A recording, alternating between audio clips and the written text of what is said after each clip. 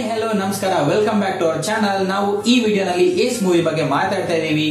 ಈ ಮೂವಿನ ಡೈರೆಕ್ಟ್ ಮಾಡಿದ್ದಾರೆ ಆರ್ಮುಗ ಕುಮಾರ್ ಅವರು ಮತ್ತು ಮೇನ್ ರೋಲ್ ನಲ್ಲಿ ವಿಜಯ್ ಸೇತುಪತಿ, ರುಕ್ಮಿಣಿ, ಪೃಥ್ವಿರಾಜ್, ದಿವ್ಯಾ ಹಾಗೂ ಯೋಗಿ ಬಾಬು ಅವರು ಮಾಡಿದ್ದಾರೆ. ಈ ಮೂವಿ ಬಂದು ಒಂದು ಪಕ್ಕಾ ಕಮರ್ಷಿಯಲ್ ಆಕ್ಷನ್ ಕಾಮಿಡಿ ಮೂವಿ. ಕತೆ ಬಗ್ಗೆ ಮಾತಾಡಿದ್ರೆ ಯೋಗಿ ಬಾಬು ಅವರು ಒಂದು ಮಲೇಷಿಯಾನಲ್ಲಿ ಒಬ್ಬ ಬಿಸ್ನೆಸ್ ಮ್ಯಾನ್ ಆಗಿದ್ದಾರೆ. ಏರ್ಪೋರ್ಟ್ ಬಂದು ಅವ್ರ ಕಡೆಯವ್ರನ್ನ ಕರ್ಕೊಂಡು ಹೋಗೋ ಸಮಯದಲ್ಲಿ ಮಿಸ್ಟೇಕ್ ಆಗಿ ವಿಜಯ್ ಸೇತುಪತಿ ಅವ್ರನ್ನ ಅವ್ರ ಕಡೆಯವ್ರ ಅಂತ ಕರ್ಕೊಂಡು ಹೋಗ್ತಾರೆ. ಆದ್ಮೇಲೆ ವಿಜಯ್ ಸೇತುಪತಿ ಅವರು ಒಂದು ಹೋಟೆಲ್ ಅಲ್ಲಿ ಶೆಫ್ ಆಗಿ ಕೆಲಸ ಮಾಡ್ತಿರ್ತಾರೆ. ಅದೇ ಸಮಯದಲ್ಲಿ ಅವರು ಮತ್ತೆ ರುಕ್ಮಿಣಿ ಅವ್ರದ್ದು ಮೀಟ್ ಆಗುತ್ತೆ. ಅದಾದ್ಮೇಲೆ ವಿಜಯ್ ಅವರು ಏನೋ ಮಾಡಕ್ ಹೋಗಿ ಏನೋ ಮಾಡಿ ಒಬ್ಬ ಲೋನ್ ಶಾರ್ಕ್ ಹತ್ರ ಸಿಗಾಕೊಂತಾರೆ.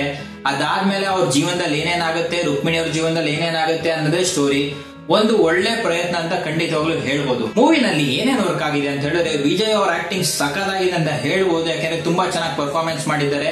ಸ್ಟೋರಿ ಅವ್ರಿಗೆ ಯಾವುದೇ ರೀತಿಯಾದ ಚಾಲೆಂಜ್ ಕೊಟ್ಟಿಲ್ಲ, ಬಟ್ ಆಕ್ಷನ್ ಸೀಕ್ವೆನ್ಸ್ ಮಾತ್ರ ತುಂಬಾ ಚೆನ್ನಾಗಿ ಮಾಡಿದ್ದಾರೆ. ರುಕ್ಮಿಣಿ ಅವ್ರನ್ನ ಮಾತ್ರ ಫ್ಯಾಬ್ಯುಲಸ್ ಆಗಿ ತೋರಿಸಿದ್ದಾರೆ. ಅವ್ರ ರೋಲ್ ಅಂಡರ್ ಡೆವಲಪ್ಡ್ ಇದೆ, ಬಟ್ ಅವರನ್ನ ಸಗದಾಗಿ ತೋರಿಸಿದ್ದಾರೆ. ಒಳ್ಳೊಳ್ಳೆ ಕಾಸ್ಟ್ಯೂಮ್ ಹಾಕಿದ್ದಾರೆ. ಮತ್ತೆ ಯೋಗಿ ಬಾಬು ಅವರು ಕೂಡ ತುಂಬಾ ಒಳ್ಳೆ ಪರ್ಫಾರ್ಮೆನ್ಸ್ ಕೊಟ್ಟಿದ್ದಾರೆ. ಕಾಮಿಕಲ್ ಆಗಿ ತುಂಬಾ ಇಂಪ್ರೆಸ್ ಮಾಡ್ತಾರೆ. ಅವ್ರ ಡೈಲಾಗ್ಸ್ ತುಂಬಾ ಕಡೆ ವರ್ಕ್ ಆಗುತ್ತೆ, ಬಟ್ ಕೆಲವು ಸೈಡ್ ವರ್ಕ್ ಆಗಲ್ಲ. ಬಟ್ ಕಾಮಿಕಲಿ ಈ ವಾಸ್ ಆಸಮ್. ಈ ಮೂವಿ ಇನ್ನೊಂದು ಪ್ಲಸ್ ಪಾಯಿಂಟ್ ಅಂದ್ರೆ ಆಕ್ಷನ್ಸ್ ಮಾತ್ರ ತುಂಬಾ ಚೆನ್ನಾಗಿದೆ. ರಿಯಲಿಸ್ಟಿಕ್ ಆಗಿ ತೋರಿಸಿದ್ದಾರೆ. ಯಾವುದೇ ರೀತಿಯಾದ ಜಂಪಿಂಗ್, ಆಡು ಮುಳ್ಳೆಲ್ಲ ತೋರಿಸಿಲ್ಲ.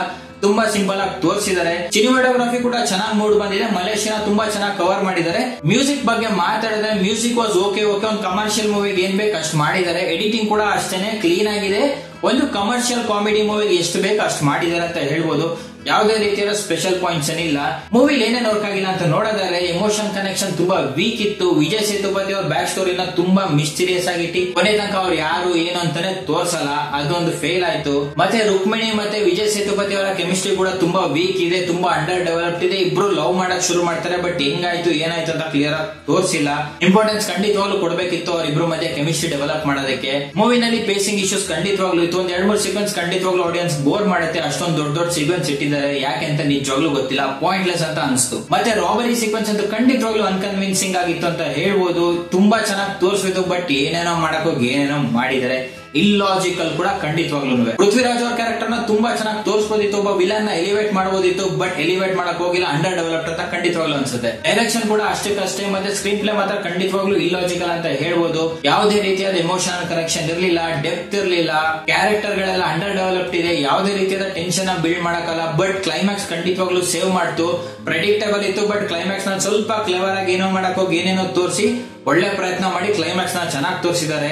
ಅದರಿಂದ ಹೇಳ್ಬೋದು ಈ ಮೂವಿ ಖಂಡಿತವಾಗ್ಲೂ ಹಿಟ್ ಆಗಿದೆ ಅಂತ. ಫೈನಲ್ ವರ್ಡಿಕ್ಟ್ ಹೇಳ್ಬೇಕಂದ್ರೆ ಏಸ್ ಮೂವಿ ಬಂದು ಔಟ್ ರೈಟ್ ಆಗಿ ಡಿಸಾಸ್ಟರ್ ಅಲ್ಲ, ಅಟ್ ದಿ ಸೇಮ್ ಟೈಮ್ ಒಳ್ಳೆ ಥ್ರಿಲ್ಲರ್ ಮೂವಿನೂ ಅಲ್ಲ.